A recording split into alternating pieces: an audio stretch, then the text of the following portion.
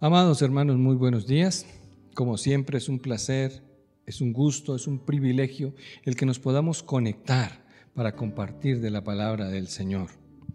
Nuestras oraciones porque el Señor les esté bendiciendo en este tiempo, porque estemos tomados de la mano de Jesús, siendo preparados para los tiempos. Y para eso pues recordamos el versículo que ha sido nuestro enfoque en este año, que tiene que ver con Primera de Crónicas, capítulo número 12, el versículo número 32. De los hijos de Isaacar, 200 principales entendidos en los tiempos, y que sabían lo que Israel debía hacer, cuyo dicho seguían todos sus hermanos. Bueno, mis hermanos, como les digo, bienvenidos a este tiempo de compartir de la palabra del Señor. Hoy vamos a compartir un tema que le hemos puesto de título Un encuentro que transforma.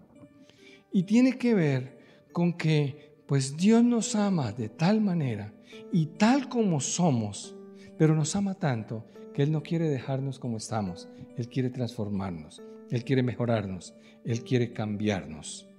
Y tiene que ver entonces que cuando nos encontramos con Jesús, vamos a ser transformados, vamos a ser cambiados. Así que pues cierra tus ojos y vamos a orar al Señor para que sea Él el que habla en nuestras vidas. Padre, en el nombre de Jesús, te damos gracias, Señor, por el poder compartir tu palabra, Señor, por el poder escuchar tu palabra, Dios. Y Padre, yo te pido humildemente que me uses para hablar a mis hermanos, Señor, y que bendigas a cada uno que escucha este día, Dios, tu palabra, para que quites todo obstáculo, toda distracción, para que sensibilices el corazón de cada uno y reciba tu palabra en buena tierra, Señor. Muchas gracias, Padre. Bendícenos hoy con tu palabra, Dios, en el nombre de Jesús. Amén. Amén y amén. Bueno, un encuentro que transforma. Y pienso que para hablar de este tema, pues nadie mejor, pienso yo, que traer la historia del apóstol Pablo. Porque recordará usted que el apóstol Pablo, antes de ser el apóstol Pablo, pues era Saulo, un perseguidor de la iglesia. Era un hombre religioso que creía que le hacía tremendo favor a Dios si perseguía a los creyentes en el Mesías, a los creyentes en Cristo, si los perseguía y los echaban en la cárcel o muchas veces hasta si los mataban. Era hacerle un servicio al Señor. Y se encontró con Jesús en el camino y Dios lo transformó, Dios lo cambió. Ahora, de ser un perseguidor, ahora era un predicador de las buenas nuevas, ahora era un predicador del evangelio. Y por eso Pablo, yo creo que lo mismo que nosotros, pues nunca se nos olvida el momento en que entregamos nuestra vida a Cristo. Pablo nunca lo olvidó, pero hay momentos en la Escritura registrados por lo menos 3 en los que Pablo recuerda ese momento. Y yo quiero traer aquel momento en el que está en el libro de los Hechos, en el capítulo número 26, el versículo número 15. Dice de esta manera: Pablo se encuentra con Jesús y dice: yo entonces dije, ¿quién eres, Señor? Y el Señor dijo: yo soy Jesús, a quien tú persigues. Pero levántate y ponte sobre tus pies, porque para esto he aparecido a ti, para ponerte por ministro y testigo de las cosas que has visto y de aquellas en las cuales me apareceré a ti, librándote de tu pueblo y de los gentiles a quienes ahora te envío. No solamente es un cambio interno, sino que también Dios quiere utilizarlo para predicar el evangelio. Y entonces aquí en esta entrega, en este encuentro con Jesús, pues Pablo recibe la comisión de ir y predicar a los gentiles. ¿Y qué es lo que Dios quiere cambiar? ¿Qué es lo que Dios quiere hacer? ¿Qué es lo que Dios quiere modificar en cada uno de los creyentes? Pues eso lo encontramos, miremos ahí en el libro de los Hechos, capítulo número 26, el versículo 18. Dice la Escritura de esta manera: para que abra sus ojos, para que se conviertan de las tinieblas a la luz y de la potestad de Satanás a Dios, para que reciban por la fe que es en mí perdón de pecados y herencia entre los santificados.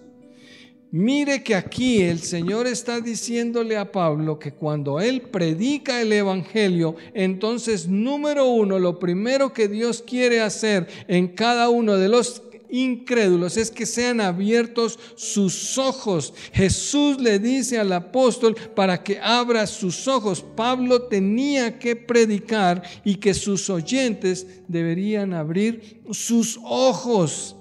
Pero ¿quién necesita abrir los ojos? Obviamente los que tienen los ojos cerrados, obviamente los que no ven, y entonces tal vez para poder entender de qué es que se trata esto, pues Pablo un tiempo después está hablando a la iglesia de Corinto. En 2 de Corintios capítulo número 4 versículo 3 leemos: pero si nuestro evangelio está aún encubierto, entre los que se pierden está encubierto, en los cuales el Dios de este siglo cegó el entendimiento de los incrédulos para que no les resplandezca la luz del evangelio de la gloria de Cristo, el cual es la imagen de Dios. Pero si nuestro evangelio está encubierto, para los incrédulos está encubierto, para los que se pierden. Y es que el evangelio, mis amados, es un mensaje tan sencillo que lo comprende un niño, que una persona muy sencilla lo puede entender. Y sin embargo, mucha gente no lo entiende. Está encubierto, está oculto, está tapado. Aquellos que se pierden no logran entenderlo, no logran verlo, no lo pueden entender y por lo tanto no lo pueden apreciar. ¿Y por qué la gente no puede entender el evangelio? Sencillo, aquí dice: porque el Dios de este siglo cegó el entendimiento de los incrédulos para que no les resplandezca la luz de Cristo, la luz del evangelio. Y así que de lo que estamos hablando es que esa ceguera espiritual que no permite ver, que no permite entender la verdad del evangelio, solamente cuando la luz de Cristo resplandece en nuestro corazón, ahí es cuando es iluminado y entendemos, recibimos el conocimiento para poder realmente recibir el evangelio. Yo puedo decir de mí, antes de recibir a Cristo, pues yo llevaba una vida donde hacía una cantidad de cosas para divertirme, para distraerme, para bien los negocios, para ganar dinero. Hacía muchas cosas y me parecía que estaban bien. Pero cuando recibí el evangelio de Cristo, pues me di cuenta que esas cosas en las cuales me divertía, que eran tan bonitas, que eran tan lindas, y me di cuenta que eso era pecado. Me fue iluminado el entendimiento. Antes no lo veía. Quizás usted lo puede mirar en el libro de Lucas, en el capítulo número 15, allí en el hijo pródigo, en esa parábola. Oiga, para este hijo pródigo pues no era ningún problema. ¿Cuál era el problema de pedirle la herencia al papá? ¿Cuál era la dificultad? ¿Qué de malo tiene? ¿Qué de malo tiene? Pues el papá estaba vivo todavía.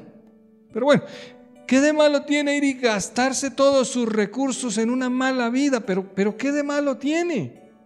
Es más, hasta cuando comenzó a pasar hambre y dificultades que le trajo esta vida que estaba llevando, también él estaba pensando, pero ¿por qué las cosas me salen mal si estaba obrando lo más de bien? Solamente hasta aquel momento, cuando le fueron abiertos sus ojos, que la Biblia dice allí que entonces entró en sí, volvió en sí, el que él pudo entender que lo que estaba haciendo pues no estaba nada bien, que se estaba hundiendo en el fango, que estaba alejándose cada vez más de su padre. Y entonces él volvió en sí y entendió, le fueron abiertos los ojos. Ahora, hermanos, solamente el Espíritu Santo puede hacer ese trabajo porque Él es el único que puede convencernos de pecado, de justicia y de juicio. Ese es un trabajo del Espíritu Santo. Y por eso es que usted y yo podemos comprobar vez tras vez que le hablamos a una persona del Evangelio y la persona no entiende. Necesita abrir los ojos, necesita que le sean abiertos los ojos y pueda entender su propia condición, su propia situación, su propia necesidad. Que en lugar de estar llevando una buena vida, está en una vida pésima, pero no lo entiende. Necesita que le sean abiertos los ojos, necesitan que el Espíritu Santo trabaje en esa persona para que ahora entienda de su propia necesidad, de su propia condición. ¿Por qué necesitamos hacer esto, hermanos míos? Necesitamos orar para que el Espíritu Santo trabaje en las personas y entonces puedan ellos ver su condición.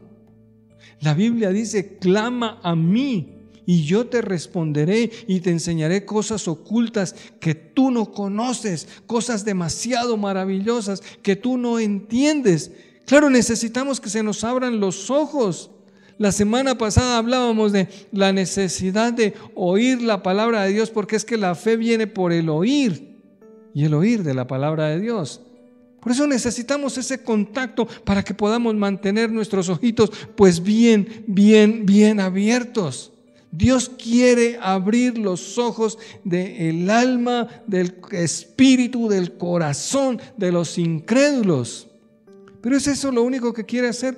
Pues si recordamos el versículo, dice ahí que para que abran los ojos, pero dice número dos, para que se conviertan de las tinieblas a la luz. Que se conviertan de las tinieblas. Dios quiere, número dos, sacarte de las tinieblas a la luz. Y estábamos hablando de lo que Pablo le dijo a la iglesia en Corinto. Si eran ya en la iglesia, si eran ya creyentes, pues estos tenían los ojos abiertos, pero ahora necesitaba pues sacarlos de las tinieblas a la luz. Ahí en el versículo número 6, segunda de Corintios, capítulo número 4, la escritura dice: porque Dios, que mandó que de las tinieblas resplandeciese la luz, es el que resplandeció en nuestros corazones para iluminación del conocimiento de la gloria de Dios en la faz de Jesucristo. Y es que, oiga, estos ya no estaban ciegos, pero les resplandeció en su corazón pues la luz de Cristo. Ahora, aquí habla de resplandecer, de tinieblas. Y claro, tenemos que entender que tinieblas tiene que ver con oscuridad. Tinieblas tiene que ver con pecado. Tinieblas tiene que ver con condenación. Y entonces necesita Dios sacarte de las tinieblas para trasladarte a la luz, es decir, al entendimiento, a la claridad, a la bendición. Mire, el apóstol Pablo, inspirado por Dios, pues él dice aquí en el libro de Efesios, capítulo 5, versículo 8, dice: porque en otro tiempo erais tinieblas, mas ahora sois luz en el Señor. Andad como hijos de luz. Mire, en otro tiempo éramos tinieblas, estábamos en las tinieblas, nuestro corazón alejado de Dios vivía en tinieblas en otro tiempo, pero ahora nos ha resplandecido la luz de Cristo y ahora nosotros vemos con claridad lo que es pecado y lo que es condenación. Estas personas habían vivido, estas personas de los Efesios, de los Efesios, pues lo mismo que nosotros, antes habían vivido en ignorancia, antes habían vivido en pecado, antes habían vivido en condenación, antes de convertirse al Señor, antes de convertirse verdaderamente a Dios. Es el proceso del arrepentimiento. Mire que un poco más adelante Pablo habla a la iglesia de Colosas, ahí en Colosenses capítulo 1, el versículo 13 dice: el cual nos ha librado de la potestad de las tinieblas y trasladado al reino de su amado Hijo, para que se conviertan de las tinieblas a la luz, Porque toda persona que no tiene a Cristo es ciego y anda en tinieblas. Eso es lo que estamos leyendo en la Escritura. Mientras no sea Jesús el dueño de nuestras vidas, estaremos viviendo en tinieblas, en ignorancia, en pecado y en condenación. Desde que Cristo vino al mundo, dice la Biblia que la luz vino al mundo. Yo soy la luz, dijo Jesús. Yo soy la luz del mundo. El que me sigue no anda en tinieblas, sino que tendrá la luz de la vida. Así que Dios quiere convertirte de las tinieblas a la luz. Quiere que abras tus ojos. Número tres que vemos en este versículo es que lo que Dios quiere hacer es liberarte de la potestad de Satanás. Ahí dice muy claramente, para que se conviertan de las tinieblas a la luz y de la potestad de Satanás a Dios. De la potestad de... pero pastor, ¿cómo así? Yo nunca he pertenecido a la potestad de Satanás. Pues amado hermano, mire que el libro de los Efesios, capítulo 2, versículo 1, dice el apóstol Pablo de esta manera: y Él os dio vida a vosotros cuando estabais muertos en vuestros delitos y pecados, en los cuales anduvisteis en otro tiempo, siguiendo la corriente de este mundo, conforme al príncipe de la potestad del aire, el espíritu que ahora opera en los hijos de desobediencia. ¿Te das cuenta? Antes de recibir a Cristo, y aquellos que no han recibido a Cristo están muertos en sus delitos y pecados. ¿Por qué? Porque están andando en la corriente de este mundo que es claramente aquí conforme al príncipe de la potestad del aire. Entiéndase Satanás, entiéndase el diablo, entiéndase el enemigo, el príncipe de la potestad del aire, el padre de la mentira, el Dios de este siglo, el ladrón, el asesino, el destructor, el que solo viene a matar, a robar y a destruir. Pero Dios quiere liberarte de la potestad de Satanás. Dios quiere romper las cadenas que atan a las personas a una vida de malas pasiones, a una vida de pecado, a una vida quizás de adicciones, frustraciones, culpabilidad, vergüenza. Y es que la salvación también es un acto de liberación. Dios quiere liberarnos de esa esclavitud en la que Satanás muchas veces tiene a las personas. Yo recuerdo, antes estaba atado al alcoholismo y para mí eso estaba bien, pero eso era una atadura. No es verdad que uno pueda dejar de tomar el día que quiera o tomar cuando quiera. No es verdad. Con el pecado no se juega. Es una atadura que va dando vueltas y va dando vueltas y va encadenando y realmente va deteniendo, va aprisionando y hasta que termina estrangulando a la pobre persona. Dios quiere liberarte, Dios quiere romper esas cadenas, liberarte de aquellas cosas que Satanás te ha ido aprisionando. Pues cuando Jesús comenzó su ministerio, Él dice: el Espíritu de Jehová está sobre mí y me ha enviado a predicar las buenas nuevas, y dice: a liberar a los cautivos, a liberar a aquellos que el enemigo ha tenido por tanto tiempo en adicciones, en perversiones, en extravío, en pecados que necesitan ser puestos delante del Señor. Que abras los ojos, que te conviertas de las tinieblas a su luz para ser liberado del poder de Satanás o de la potestad de Satanás. Si tú entregas tu corazón a Cristo, si tú entregas tu vida al Señor hoy mismo, pues hoy mismo podrás decir juntamente con todos los que estamos de este lado de la luz que hemos sido liberados del poder de Satanás. Dice en Colosenses capítulo 1, el versículo 13, dice: nos ha librado de la potestad de las tinieblas y trasladado al reino de su amado Hijo.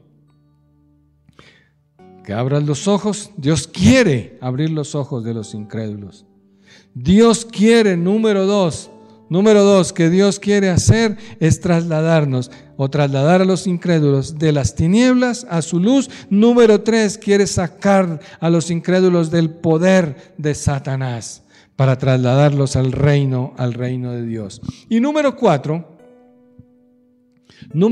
es para que reciban perdón y herencia. Reciban perdón y herencia. Dice ahí el versículo 18, capítulo 26, libro de los Hechos, dice, para que reciban por la fe que es en mí el perdón de los pecados y herencia entre los santificados. Dios quiere abrirte los ojos, Dios quiere convertirte de las tinieblas a la luz, Dios quiere liberarte de la potestad de Satanás, pero ahora Dios quiere que sepas que recibes perdón de pecados y herencia entre los santificados. El perdón que ofrece Dios no es solamente por algunos pecados, Dios ofrece perdón por todos los pecados, por horribles que sean, por escandalosos que sean. Ponlos delante del Señor. El Señor está ofreciendo perdón de pecados. Dice allí el libro de Isaías, capítulo número 1, el versículo 18, dice, venid luego, dice Jehová, y estemos a cuenta. Si vuestros pecados fueren como la grana, como la nieve, serán emblanquecidos. Y si fueren rojos como el carmesí, vendrán a ser como blanca lana. No sé cuál es el pecado que te agobia.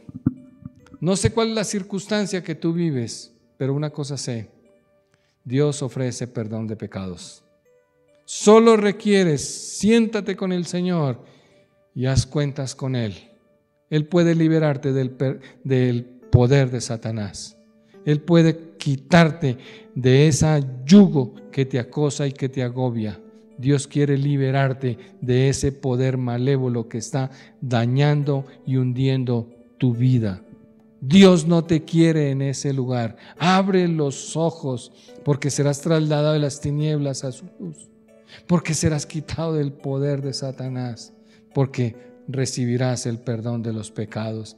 Y yo con eso creo que hasta ahí esto quedaría completo, pero dice el Señor que para darte herencia entre los santificados. Y me gusta que el libro de Primera de Juan, capítulo número 5, el versículo 11, dice de esta manera, y este es el testimonio, que Dios nos ha dado vida eterna, y esta vida está en su Hijo. El que tiene al Hijo tiene la vida.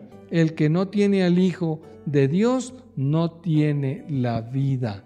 Herencia entre los santificados, entiéndase, vida eterna. Dios quiere darnos vida eterna, esa vida de calidad, esa vida abundante que comienza en esta tierra y va hasta la eternidad. Esa vida llena de la bendición del Señor. Con Cristo en nuestro corazón vamos a recibir esa vida eterna. Si tenemos al Hijo, tenemos la vida eterna. Así que esa vida la disfrutamos desde el momento en que tomamos la decisión de recibir a Cristo en el corazón. No necesitamos esperar al día de la muerte. Eso fue lo que nos enseñó el Señor, de que nosotros recibimos la vida eterna y comenzamos a disfrutar esa calidad de vida desde el momento en que tomamos la decisión de hacerlo nuestro Señor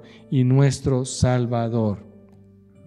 Mire que el apóstol Pedro dice de esta manera, Primera de Pedro, capítulo 1, versículo 3 y 4.